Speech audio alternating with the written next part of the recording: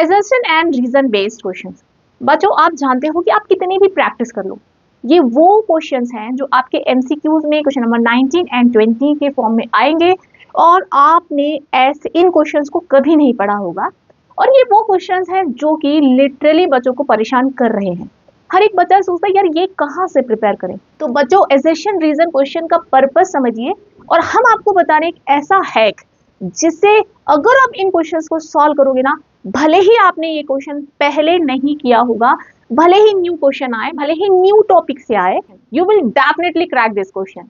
चलिए बात करते हैं 10 एजर्शन रीजन क्वेश्चंस की। और ये कोई नॉर्मल एजर्शन रीजन क्वेश्चन नहीं है, ये सारे बोर्ड एग्जाम में आ चुके हैं और इंपॉर्टेंट है या एक्सपेक्टेड क्वेश्चंस हैं, जिससे आपको आइडिया हो जाएगा कि यार हर एक टॉपिक से कैसे क्वेश्चंस आने वाले हैं। देखो वो जो क्वेश्चन तुम्हें कोई भी बता देगा, जो सबसे इंपॉर्टेंट बात मैं तुम्हें बताने वाली हूँ वो ये कि कोई भी क्वेश्चन तुम कैसे सही कर पाओगे। चलो बात करते हैं। देखो जो 20 एमसीक्यूज में से जो 19 और 20 नंबर का क्वेश्चन होगा वो एजर्शन और रीजन होगा। ठीक है, बिलीव मी बच्चे कुछ भी लगा दे रहे हैं, कुछ भी।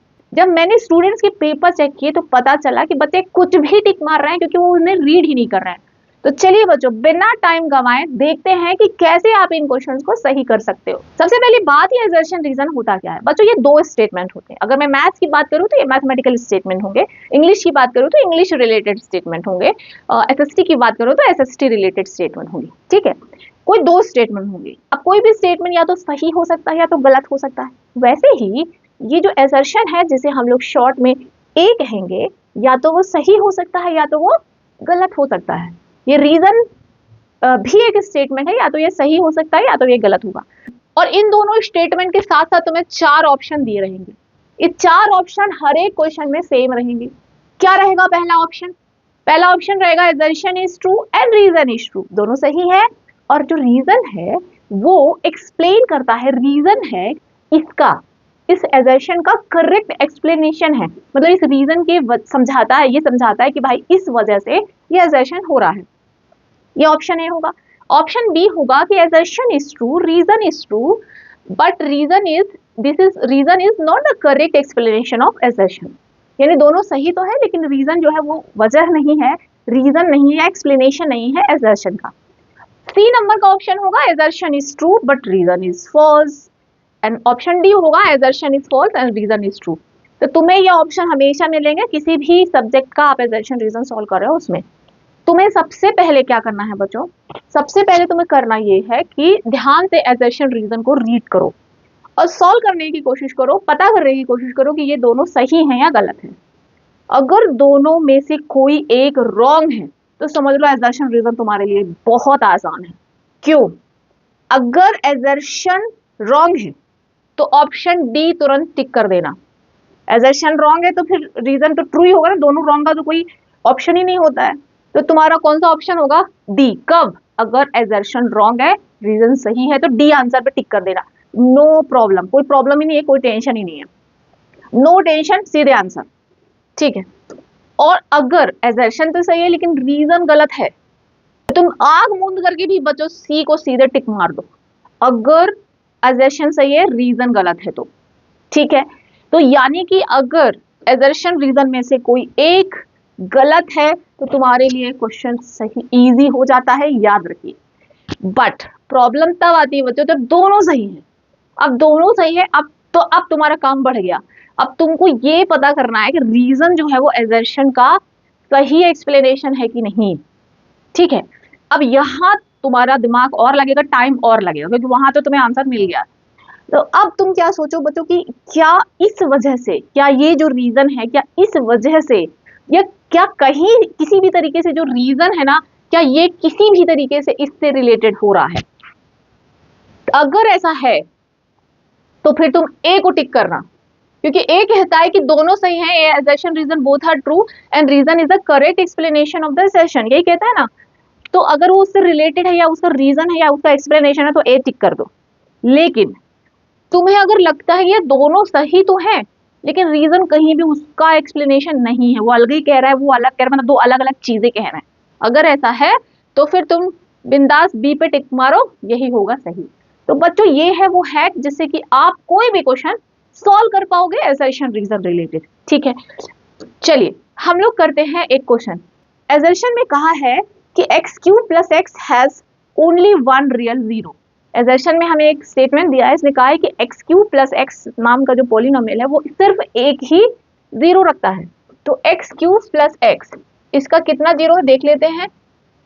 अगर हम इसमें से x कॉमन ले लें तो x square plus one equal to zero. अब या तो x जीरो होगा या फिर ये जीरो होगा, x square plus one zero. तो x इक्वल टू जीरो, तो मैं एक जो है जीरो तो मिल गया है इस पॉलिनोमियल से। अब जो मिला है, अब बात करते हैं इसकी, इसके कितने जीरो होंगे। तो x square is equal to minus one, x का स्क्वायर नेगेटिव आ गया है, एक्स का स्क्वायर नेगेटिव आ गया है। तो अगर तुम एक्स से निकालना चाहोगे तो इससे हमें कोई भी रियल एक्स नहीं मिलेगा, इमेजिनरी एक्स मिलेगा। अगर तुम इसको एक क्वाड्रेटिक इक्वेशन ट्रीट करो और इसका डिस्क्रिमिनेंट निकालो तो इसका डिस्क्रिमिनेंट क्या होता है, बी स्क्वायर माइनस फोर ए सी होता है। डिस्क्रिमिनेंट नेगेटिव नहीं होना चाहिए तो ही तुम सॉल्व कर सकते हो रियल रूट के लिए। तो बी स्क्वायर, बी तो यहाँ पे जीरो है, बी स्क्वायर माइनस फोर ए सी, तो ये आएगा, यानी कि डिस्क्रिमिनेंट माइनस फोर आएगा। डिस्क्रिमिनेंट नेगेटिव है, इसका मतलब इसके रियल जीरोस है ही नहीं।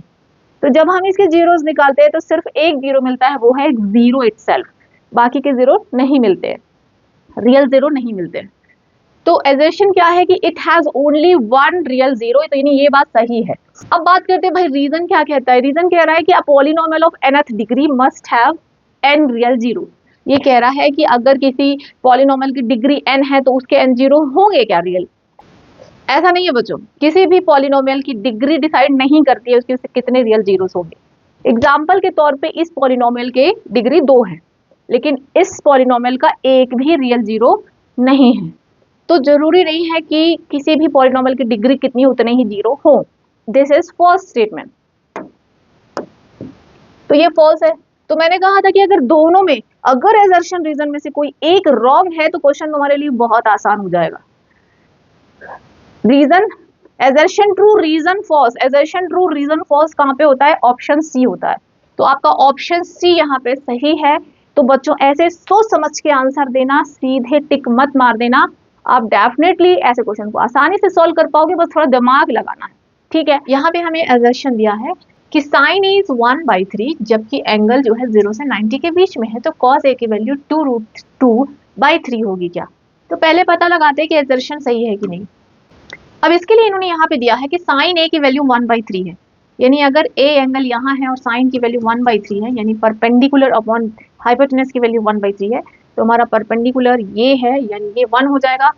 साइन ए क्या होता है, साइन थीटा क्या होता है, परपेंडिकुलर अपॉन हाइपोटेनस, यानी कि ए बी की वैल्यू, यानी ये जो परपेंडिकुलर है ये 1 हो जाएगा और हाइपोटेनस 3 हो जाएगा। हम बेस निकाल लेते हैं। तो बेस कैसे निकालेंगे, पाइथागोरस थ्योरम से। AC square is equal to AB square plus BC square, AC square minus BC square. अभी तुम्हारा AC कितना है, अभी तुम्हारा, तो हमें AB चाहिए, तो AB square is equal to BC को उधर भेजेंगे, AC square minus BC square. अभी तुम्हारा AC कितना है, अभी तुम्हारा AC कितना है, 3 है, तो 3 का स्क्वायर माइनस BC कितना है, 1 है, 3 का स्क्वायर 9, 9 माइनस 1 यानी कि 8। अब बच्चों AB स्क्वायर अगर 8 है तो AB कितना हो जाएगा, √8, यानी कि 8 का मतलब 4 2 होता है, 4 को बाहर निकालेंगे तो 2√2 हो जाएगा। तो तुम्हारा ये जो बेस है वो 2√2 आ जाता है। अब अगर cos A की वैल्यू हमें निकालनी है तो cos कितना हो जाएगा, यहाँ से cos A हो जाएगा बेस अपॉन हाइपोटेनियस, यानी कि 2√2/3। तो ये cos A तो आ गया इतना, यानी ये बात सही है, असर्शन इज ट्रू। अब रीजन का पता लगाते हैं। रीजन में कहा है कि for every theta sine square theta plus cos square theta is 1, and ये भी सही है, ये भी सही है। ध्यान से सुनिएगा, एजर्शन भी ट्रू है और रीजन भी ट्रू है, लेकिन इस एजर्शन का ये रीजन एक्सप्लेनेशन नहीं है, क्योंकि इसके वजह से तो ये नहीं हो रहा है। तो बोथ आर इंडिविजुअली राइट, मतलब दोनों अपने अपने जगह सही है, लेकिन जरूरी नहीं कि रीजन की वजह से एजर्शन हो रहा है। तो इसलिए हम लोग कौन सा ऑप्शन सही टिक करेंगे, assertion is true and reason is true but reason is not the correct explanation of assertion, यानी कि ऑप्शन बी सही होगा। ऑप्शन बी सही होगा, यानी कि ये जो है ये करेक्ट है यहाँ पे। ठीक है, तो ये था ट्रिग्नोमेट्री का एसर्शन रीजन। एसर्शन और रीजन का नेक्स्ट क्वेश्चन जो है हमारा ये अर्थमेटिक प्रोग्रेशन से। यहाँ पे दिया है एक एसर्शन कि -5 0 एंड 5/2 एक अर्थमेटिक प्रोग्रेशन है, और रीजन दिया है कि the terms of an arithmetic progression can not have both positive and negative fractions. ये कह रहा है कि ये ऐसा नहीं है कि एपी में नेगेटिव और पॉजिटिव दोनों टर्म्स हो सकते हैं। ठीक है, तो आप तो जानते हो कि नेगेटिव और पॉजिटिव टर्म्स किसी भी एपी में हो सकते हैं, तो ये जो रीजन है ये तो रॉन्ग है। ठीक है, अब एजर्शन का पता लगाना है कि यार ये राइट है कि नहीं। तो एजर्शन क्या है कि -5 अगर ये एपी में है तो common A2 - A1 is equal to A3 - A2, कोई भी दो टर्म्स के बीच का गैप जो डिफरेंस है वो सेम होना चाहिए। तो -5 सेकेंड टर्म क्या है -5/2 माइनस फर्स्ट टर्म क्या है -5 should be equal to third term minus second term, third term क्या है 0 और सेकेंड टर्म क्या है -5/2। देख लेते हैं, तो माइनस माइनस प्लस, तो 5 प्लस में आ रहा है 5/2, 5 - 5/2 माइनस माइनस प्लस, यहाँ 5/2 आ रहा है। 5 - 5/2 भी तो 5/2 होता है और इधर भी तो 5/2 आ रहा है, दोनों सही आ रहा है। इसका मतलब कि दो टर्म्स के बीच का गैप यानी कि डिफरेंस सेम है, hence it is an AP, यानी ये एक एपी है। इसका मतलब ये हुआ कि ये जो एजर्शन है वो तो राइट है लेकिन रीजन रॉन्ग है। अगर एजर्शन राइट है और रीजन रॉन्ग है तो हम किसको सही कहेंगे, assertion is right but reason is wrong, यानी कि ऑप्शन सी इज करेक्ट। अब हम लोग ट्राइंगल चैप्टर का एक एजर्शन रीजन क्वेश्चन देखते हैं। बच्चों यहाँ पे हमें दिया है कि इन फॉलोइंग फिगर, ये फिगर साथ में दिया है, D E is parallel to A B then x is equal to 3/5, ये एजर्शन है। और रीजन भी दिया है कि AC की जो लेंथ है वो 4.8 है। पहले हमें ये पता लगाना होगा कि एजर्शन और रीजन दोनों सही है कि नहीं। ठीक है, तो चलिए पहले हम लोग पता लगाते हैं कि एजर्शन सही है कि नहीं। तो हम BPT से जानते हैं कि किसी भी ट्रायंगल में अगर एक लाइन बेस के पैरेलल है तो वो लाइन अदर टू साइड्स को इक्वल रेशियो में डिवाइड करेगी। तो यहाँ पे हम लिखेंगे कि as DE is parallel to AB, therefore by basic proportionality theorem CD upon DA is equal to CE upon BE। CD की वैल्यू है x + 3, DE की वैल्यू है 2x, BE की वैल्यू है x और इसकी वैल्यू है 2x - 1। सॉल्व कर लेते हैं क्रॉस मल्टीप्लाई करके। तो x + 3 का इससे इंटू करेंगे तो आ जाएगा 2x² - x, फिर 2x का इससे होगा तो ये आ जाएगा आपका 6x - 3 is equal to 2x, 2x into x यानी कि 2x², 2x² दोनों तरफ से कैंसिल, यहाँ से आपका आ जाएगा 6 - 1 यानी कि 5x - 3 इज इक्वल टू, उधर चला गया 0 हो गया, तो 5x is equal to 3, so x is equal to 3 divided by 5, x is equal to 3 divided by 5, यानी BPT का यूज करके हमने x की वैल्यू निकाल दी। तो देख सकते हैं कि x की वैल्यू 3/5 है, ये तो सही है। So R assertion is right, assertion तो सही है। अब पता ये लगाना है कि ये रीजन भी सही है या नहीं। तो रीजन सही है या नहीं उसके लिए AC की लेंथ निकालनी होगी। तो AC की लेंथ होगी AD प्लस DC।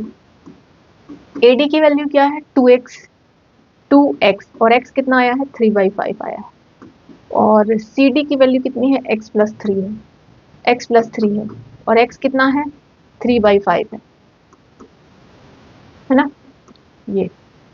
तो अब हम इसे जब सॉल्व करेंगे तो ये मुझे मिल जाएगा 6/5 प्लस 5 LCM ले लेते हैं इसमें, 15 + 3 18/5, तो 18 + 6 हो जाएगा आपका 24/5, 24/5, 24/5 यानी 24 में जब हम 5 को डिवाइड करेंगे तो कितना आ जाएगा 4.8 आ जाएगा, यानी कि AC की वैल्यू 4.8 है।